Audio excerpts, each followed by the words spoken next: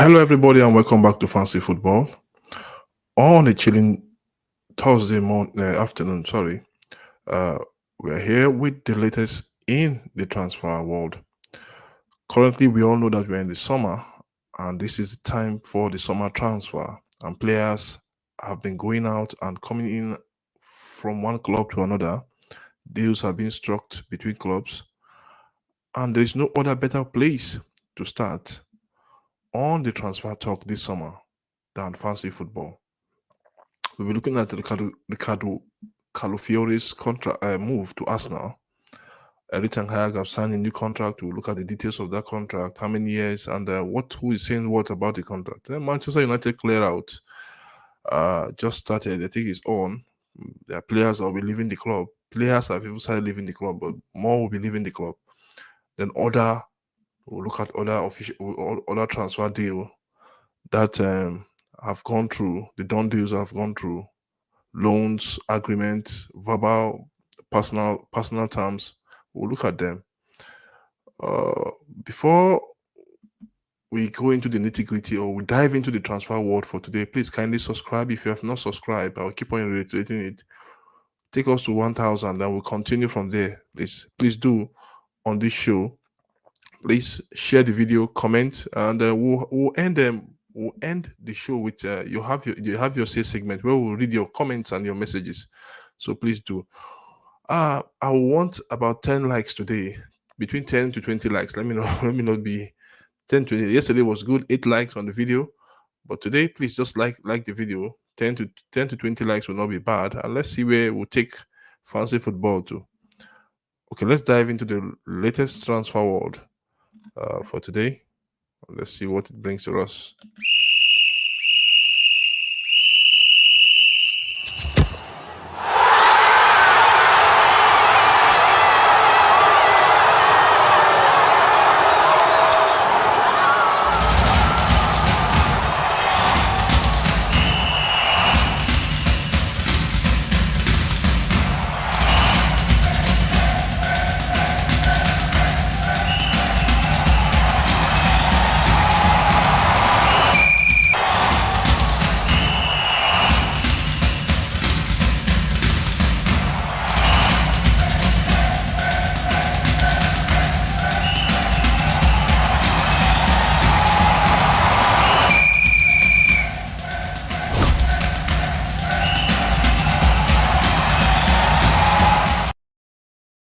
Like I said, kindly subscribe to Fancy Football, share our videos, and like this video as we continue to talk football on Fancy Football.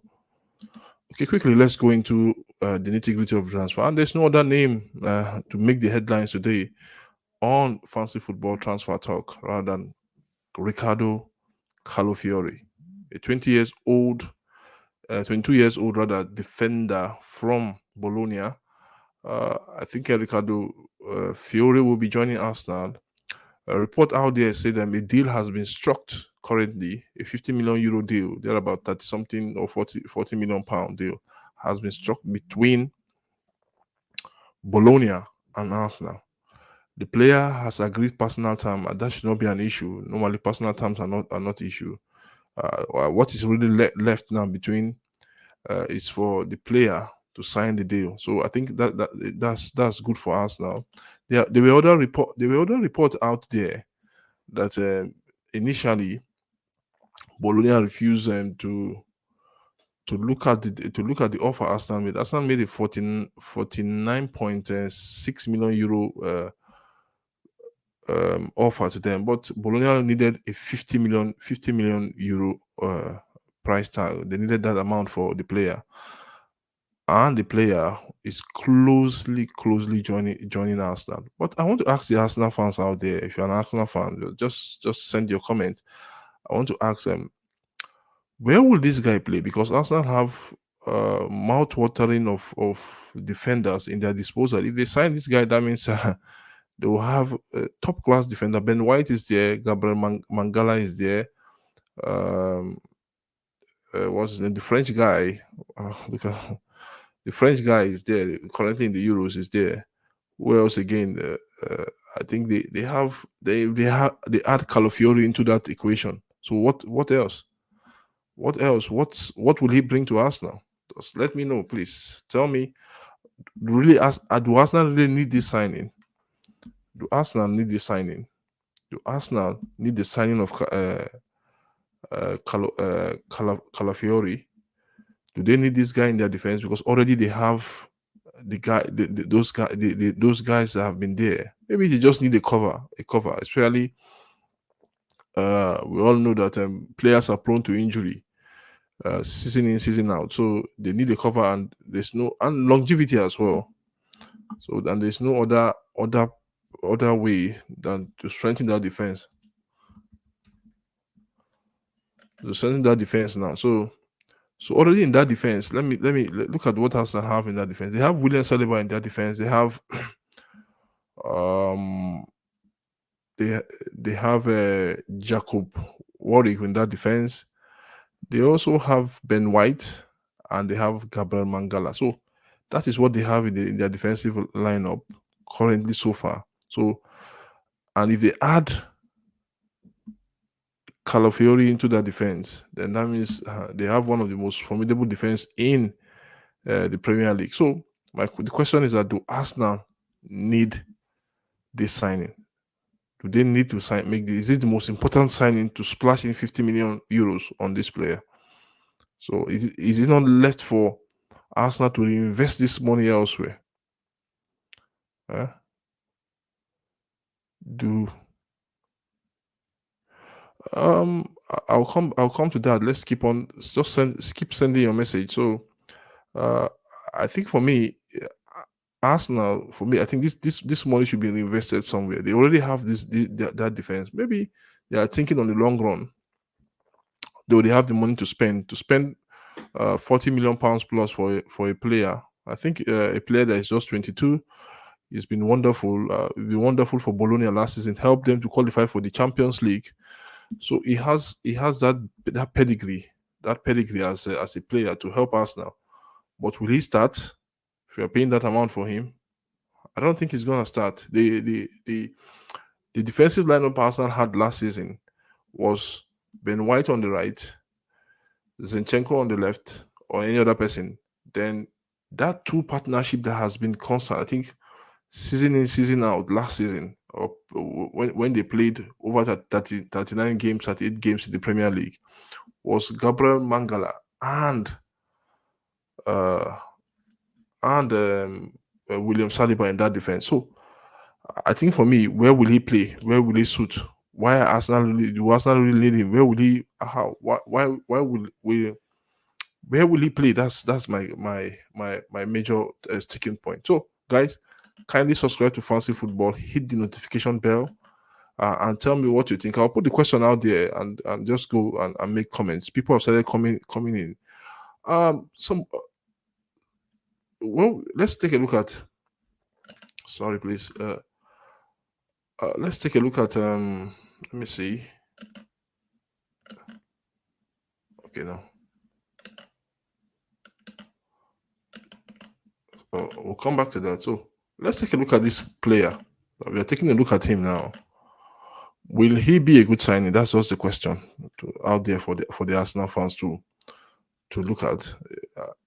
So will it be a good signing? Because the deal is imminent. The deal is out there for Arsenal to complete, and I think that deal will be done very, very soon. 50 million euros all set for him to go to Arsenal. Bologna never wanted to, like I said, they never wanted to sell this player to any Italian club, and that is why they kind of rejected Juventus' offer. They didn't want to strengthen a rival. But how big is Bologna compared to Juventus? And that's the reality. How big is Bologna compared to Juventus? So for Arsenal, they have to look at this deal and take it with a pinch of salt. That's what I think, and they have to ensure that the deal is done before somebody else will hijack the player. So they have to ensure that deal is done and dusted. That's what I think Arsenal should do. So as we keep on watching, as we keep on discussing, we keep on talking about this transfer, just go to Fancy Football, uh, like our video, just like this video, and let's see what will happen. So let me put the question out there for each and every one of us: do Arsenal really need Calafiori? So the question is, um, do Arsenal really need Calafiori?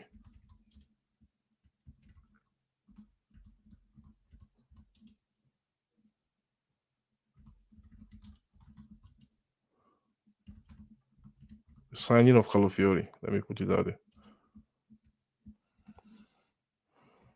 So it's a Q&A. It's not it's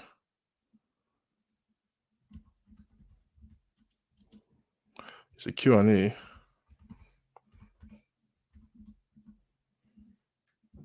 So let's see. Do Arsenal really need the sign of Riccardo Calafiori? Do they need it? So that's my question. So let's see if they need it. So it's a Q&A. So let's interact. Do they really need it?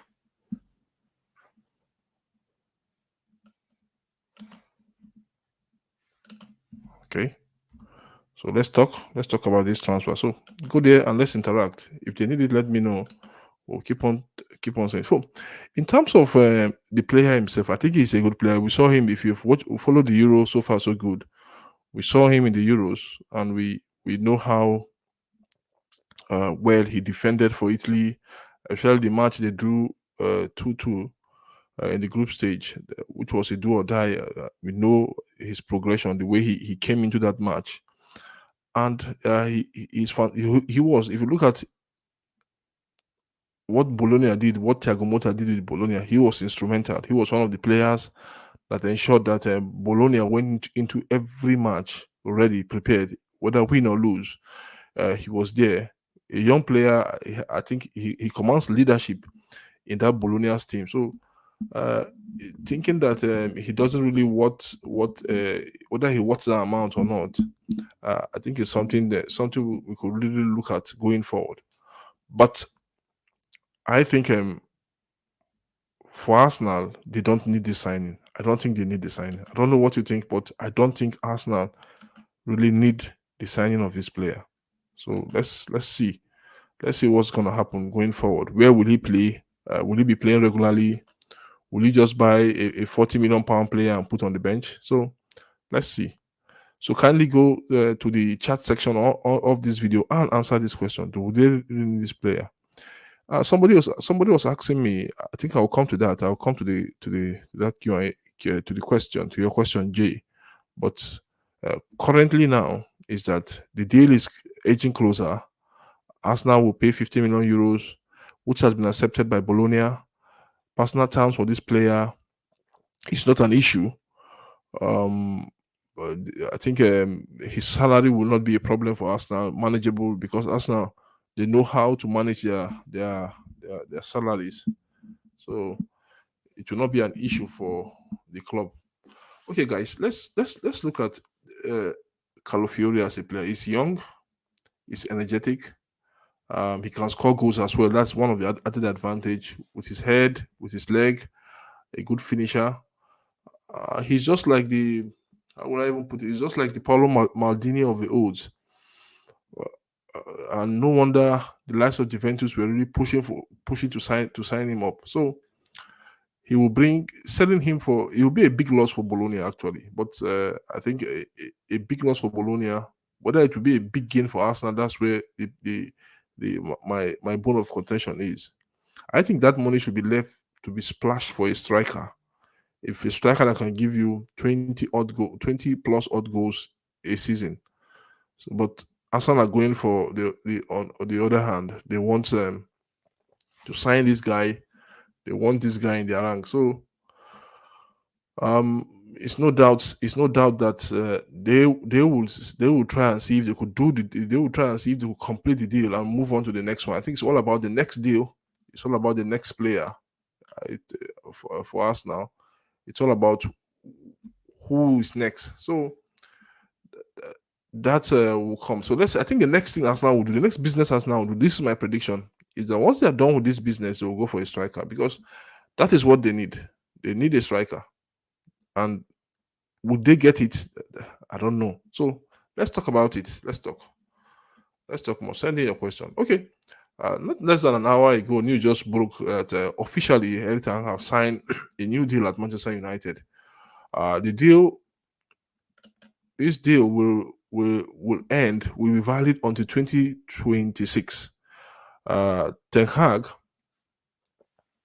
as we all know, won 2 trophies for United for the past 2 seasons. He won the League Cup in his first season. He won the FA Cup in his second season. He was in the FA Cup final last season, the previous season. So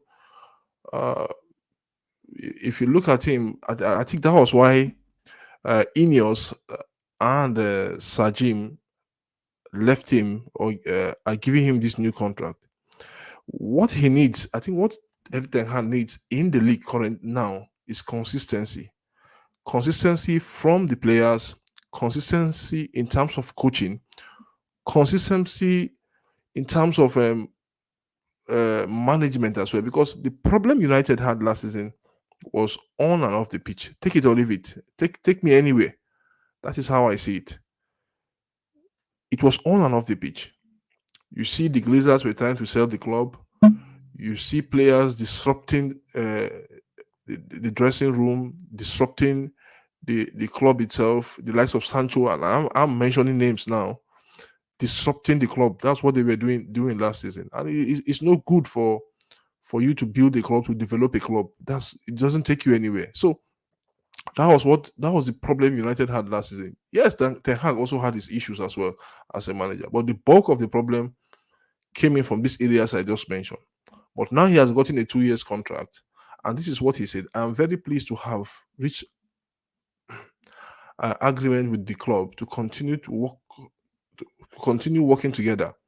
This from Fabrizio Romano. Looking back at the past 2 years, we can reflect with pride on the 2 trophies and many examples of progression from where we were when I joined. Okay, Ten Hag continues. Say, however, also we must also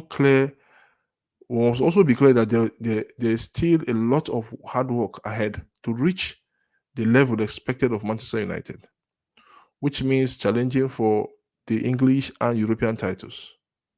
So this is what Ten Hag said. So he continued from there. Ten Hag continued from there. He went on to say, okay, in my discussion with the club, we have found complete unity in our vision for reaching those goals, and we will all listen. We all strongly commit to making that journey together. So this was what he said with regards to his statement and what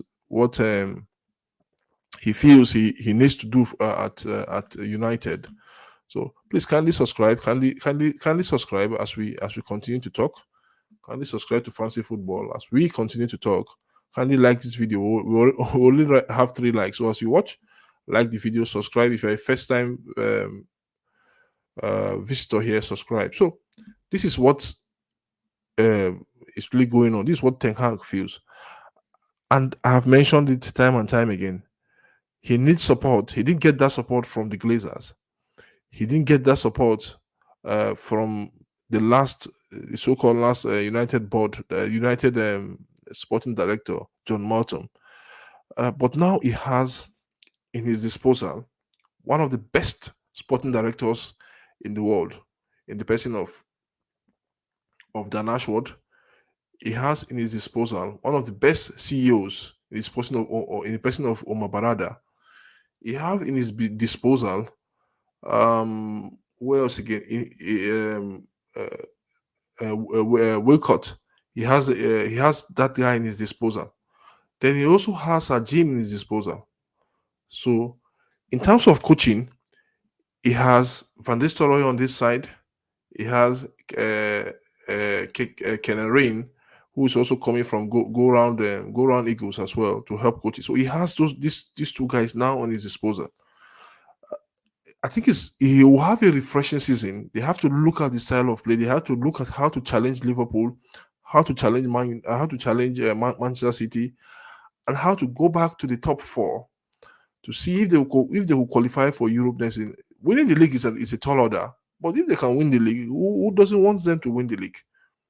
Who doesn't want Man United to win the league? If they have a chance, if they can assemble a team, a consistent team over 39 matches, then they could really do it. So they could do it. So I think it's a good one for Ten Hag. He has gotten his contract extension. That contract will be valid on 2026 uh, June. If everything goes well for him and United, he will extend the contract maybe by 3 years. So it's a good one for him. Kudos to him. So let's quickly move on from that deal to this. Okay, delete to complete a 40 million pound move to Manchester United after the Euro. So for delete, I think this deal is close. Is done and dusted. Once he's done with his with the Euros with Netherlands, they will be playing in 2 days time. So once he's done with that with the Euros, he will come and sign the contract, sign up personal terms, and that's done and dusted. So for delete, so this was what Morgan said. Breaking, it was yesterday. Delete is set to complete his 40 million pound move because in terms of price, in terms of what the player was, United discovered that it was around 34 million pounds. So 40 million pounds plus add-ons. I mean, 34 million pounds plus 6 million pounds add-ons to Bayern. I think it's a good deal to be struck. We also had that there were petitions all over against the player. You can't hold the player against his will. He has to move. He has to go. He has to look elsewhere with respect to what is out there for him to get regular playing time, to play football. That's the life of a football player. Their life is to play football, and no other place is better for them to look at than a place that will accept them wholeheartedly. So that is what I think players should a player should think in his mind. Once you are fit, your job is to play football, and if you can play football, if you know you can give a team 150%, then that's good. That's really good. So let's move on from delete. Let's go to other news.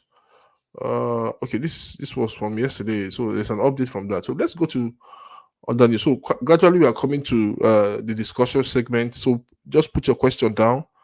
I'll read them out quickly. Put the question down. So I'll read them out. Any question you have, I'll read them out. We'll explain. We'll chat. We'll discuss, and everybody can have his or her say. Okay, let's move on. So let's move on to the done deals and rumors that we have for today. Barcelona wants to sign Spanish forward Daniel Olmo, 26 years old, from RB Leipzig, and is trying to agree on payment plan to meet with his 60 million pound euro move or 51 million pound move release clause. So this is for 90 minutes. This is from 90 minutes, and we expect that this deal goes through. Looking at if the player wants to come to Barcelona, then I think it's a good one for him. But we expect that Barcelona will look for it because financially Barcelona are not doing well. Any Barcelona fans out there, you think your club is doing well financially, then I don't think it sells. You don't know the current status of your club financially. So it's financially the club is not doing well, and that's where Barcelona is at the moment. They are not doing well. So, but they need to structure a plan. They need to have a good structure. Then, Chelsea England midfielder Conor Gallagher is reluctant to relocate to the Midlands to join Aston Villa as he waits on a potential new contract at the Stamford Bridge. But the question is that um, are Chelsea really offering him a contract? That's where the problem is. Are Chelsea really offering Conor Gallagher a contract? Please let me know if Chelsea are offering Gallagher a contract. Let me know, because I don't think there's any contract on the table for Gallagher. I don't think there's any contract on the table for him. But he has to look at himself and tell himself, if there's no contract for me, and Aston Villa are coming in with a project, he's just 24. He's 24 years old. If Aston Villa come in with a project, Aston Villa will be in the Champions League. It's a good one for Villa. Uh, you have an opportunity to play in the Champions League, even just for one season. You still have an opportunity to compete effectively in the Premier League. So I think for me, if there's no deal on the table, if there's no concrete offer, if there's no rumor out there, or the player is not hearing anything about a new deal, I think the best thing for that player is to walk away. Is to walk away from that club and look at elsewhere that will offer him a better chance to play regularly football, to play the Champions League, even just for one season. Even just for one season. So he needs that time. He needs that time, that playing time. So even just for one season, it will help him. So let's quickly move on. Cristiano Ronaldo and Nasri have reportedly agreed on personal terms with Edison. This was reported by Gold.com. I think I brought we had this news yesterday that Edison is being looked at from the Saudi Pro League. The Saudi Pro League wants about today now. I think he has agreed personal terms with El Nasri. He'll be going to that team. A very good goalkeeper. I don't know why he's leaving the Premier League. Why he's leaving Man City? He has a very good salary there, but he will receive more. He will get in more, in millions of dollars and in millions of pounds as well. So uh, we don't really know why he's leaving, but I just think that after how many years, from 2016 to 2004, how many seasons? After 8 seasons, I think he wants to leave. He wants a new challenge, and also players wants to make money as well. Players wants to make money, so that's where we are. Nigerian striker Victor Osimhen is expected to be involved in Napoli's preseason preparation next week. A main interest from Manchester United, Chelsea, and Arsenal. This was reported by Football Italia. So I think Napoli expect Osimhen to go back to training, to the preseason. They have a new manager now. That's Napoli. They have a new manager, and Antonio Conte is the current manager of Napoli, and we all know how Conte works. So we expect he goes back. We expect a lot of things happening around him and the deal itself. So let's see how that one pan out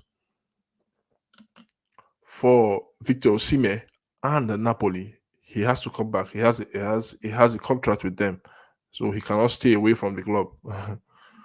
Okay, quickly, let's go. Let's move on. Per Manchester World, Fulham are among several Premier League clubs who have shown interest in signing Manchester United midfielder Scott McTominay in this summer. United are willing to part ways with the midfielder this summer as they look to fund incoming transfers. So for McTominay, how much will he command in the? We still talk. This is part of the United Clearout. I talked about it yesterday when I talked about Harry Maguire and Rashford as well. Now McTominay is part of the players they need to ship out. So let's look at how much will McTominay command in the transfer market currently now. £20 million, £30 million, £40 million. Okay, let's see how that one goes. If Fulham wants him because they need a replacement for Paulinia, who has joined or who will join at the end of Euro, who will join Bayern Munich at the end of the season. They've made a lot of money in that deal, close to 50 million euros. They're about 40 million pounds. So they made money, so they will want to reinvest that money elsewhere, and no other place they are looking at than Manchester United, than Scott McTominay coming into their club. So they can get it for 30 million euros, and the rest is history for them if they can. I think United will let him go. That's what I think, because they will want to let him go. They want to bring in some players that could replace, that could play in a similar role like him. But this is where we are now. So let's go. Let's move on quickly. According to Rudy Galetti, Napoli have not changed their stand on Kavicic Kvaratskhelia transfer, as they will not sell. Okay, somebody's sending a message. Thank you so much. Kindly subscribe, Luca AFC. Kindly subscribe to Fancy Football. Thank you so much for your encouragement. So, uh, let's move on.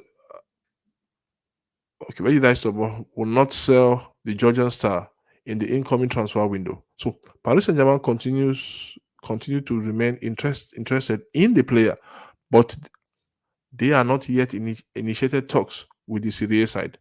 Now, the 2003, 2003 champions are likely to offer a new contract to the winger. So for Kvaratskhelia, Kvaratskhelia and Napoli, the club are holding their stand. They don't want to sell. They've already said if you want to sign Osimhen, come for Osimhen. We will let Osimhen go, but we will not sell one of our best players. We won't sell our best players. So this is what the club is saying, and the club is holding forth. They are standing up, knowing fully well that the player is not for sale. The player needs to stay for one more season. They've already said we will sell Osimhen this season, then Kvaratskhelia next season. That is the plan. That is their plan.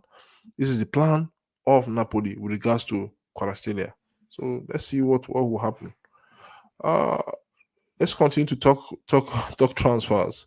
Lucas Pateka could reportedly head back to Flamengo as the Brazil club have opened talks with West Ham for the midfield. I think it's a possible loan. You know, the problem Pateka has in the Premier League is the issue of betting, and to be frank, the Premier League are recommending a life ban on football for him. So I think he is on ease.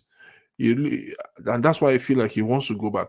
This is not a rumor. This is a deal that is possible. It has been carried by Fabrizio Romano, and hopefully, let's see how that one goes. Pateka is a good player. I don't think a West Ham should be the club for him. City wanted 40 million, 100 million euros on him, but that deal didn't really work because of this issue of betting, players betting in matches that they are playing, betting in Premier League matches that they are being involved. So there is an issue with him. I think he has to, for me, his journey, if he wants to move, he wants to go back to Flamengo, his journey in England is done and dusted. He will come back to England again, maybe somewhere in Europe. Um, it could have been good if we see him in Manchester City when that £100 million was offered for him. But because of these doping charges on him, that's why City withdrew that offer. City withdrew the personal terms for the player as well because everything was agreed. What was left is just for the player to go to City, have a medical, and become their player. So, but this is where we are now with the player Lucas Paqueta. This is where we are now. So let's move on quickly. There's no time. Still have more news. Okay. So this is where we are now. This is what we have for the transfer posts that are making headlines around the world. So now it's the discussion segment. So what do we think about all our discussion today with regards to what we said? Jay said, "Hi, just joined. Do you think he would be a good signing?" Calafiori, yes, I think he will be a good signing. But do you think, Jay, Arsenal should have gone for Calafiori? Do you think anybody out there that thinks Arsenal, just send in your comment. Do you think Arsenal? I think he's a good player, but what I think is that it is not a priority signing for Arsenal. Yes, if you're an Arsenal fan out there, Josh, Jay, tell me what you think. Is it a priority signing for your club? Is it what you need in Arsenal now? Is this what Arsenal need? Is this what Arsenal need currently now? Do they need Calafiori? Do Arsenal need that player? That is the question. So, but I don't think they need that player. I don't think it's a player they need at the moment. And sorry to say, I'm not really really pleased they are signing him as their first signing. I think the first signing Arsenal should have made is a statement signing of a striker. and maybe they don't really have that individual out there. We still have Osimhen there for 100 million euros. We still have Victor Gutierrez, the Swedish international who plays for Sporting Lisbon last season, scored more than 30 goals. He's there. So I think it should be the first signing to be made. Maybe they are leaving the best for the last. But this is what I think about it. They have no business at the moment to sign this player. Yes, they've beaten Chelsea, beaten Juventus to sign of this player. But the painstaking issue in this deal is that I don't think it's a priority deal they could have done at the moment. So let's talk out there. Let's keep talking football. Because if you look at what they need as a yes, they need one defender, good. They need one midfielder to help rise, good. And they need for me two strikers. One top striker that can give 25, 30 plus goal. And it's another striker that can support with close to 15 to 20 odd goals, together with the likes of Saka, the likes of Leandro Trossard. They could just move if they have had if they sign this player. I think they should be able to win the league next season if everything goes well for them. So it depends. So is it a priority signing? If you're just joining us, please kindly subscribe. Please do subscribe. Help us.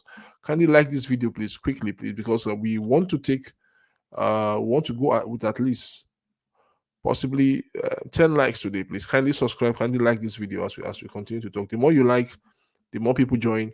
The more you like, the more we get more subscribers. So we're on 992 subscribers. We want our 1,000 subscriber, please, today. Please kindly subscribe to Fancy Football. So let's keep on talking. I'm still waiting for your comments. We need more comments. We need to interact quickly. Send in more comments, and I'll read them out. Then we'll talk about it each and every one of them. So I have a question out there. Do you think Riccardo Calafiori is a priority signing? Is it a priority signing as an Arsenal fan? If you're an Arsenal fan, is this deal a priority signing?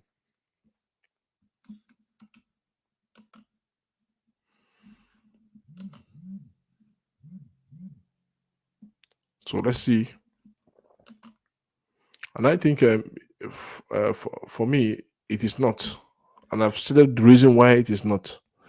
Let's go on this.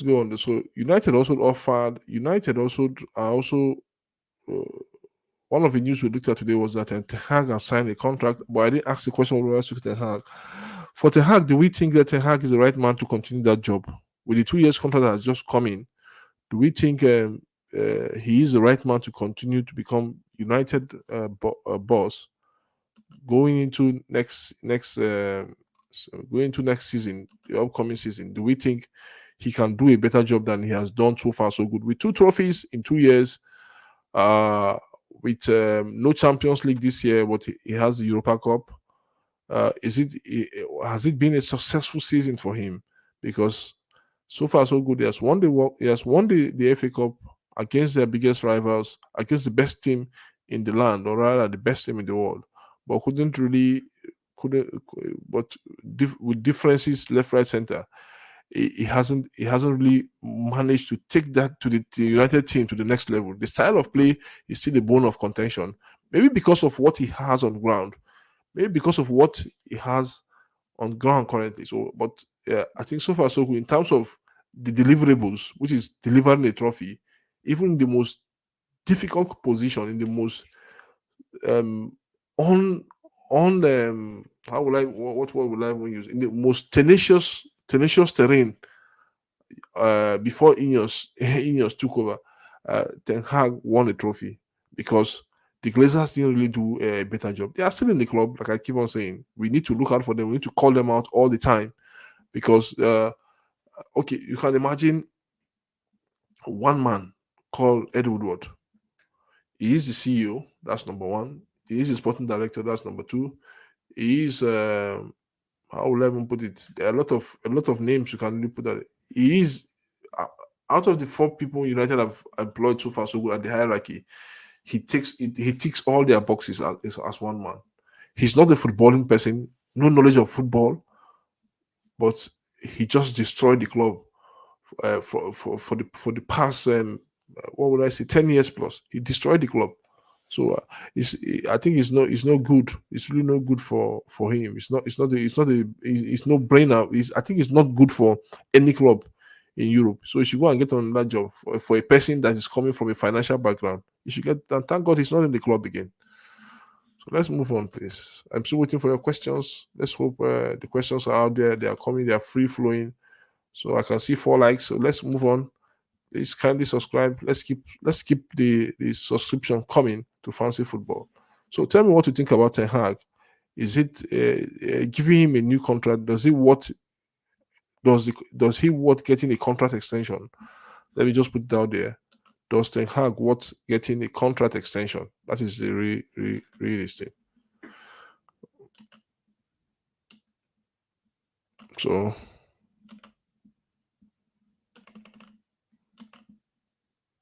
there's a question out there. Okay. Does Ten Hag worth getting a contract extension? That is our question out there. Kindly like if you're still watching us, if you've not subscribed to Fancy Football, please kindly subscribe. Subscribe to Fancy Football now, and let's see where we could take it. So we have an evening show today on the Fancy podcast. Hopefully, Nonso will be back. Will be back with us on the Fancy podcast, and we'll be looking at the Euros. We'll be reviewing the Euros this evening. So let's see what will happen on the Fancy podcast today, and let's see who will be the biggest winner, and who will be the biggest loser on the Euros quarterfinals. England, Portugal, France, Spain, Turkey. Who else again?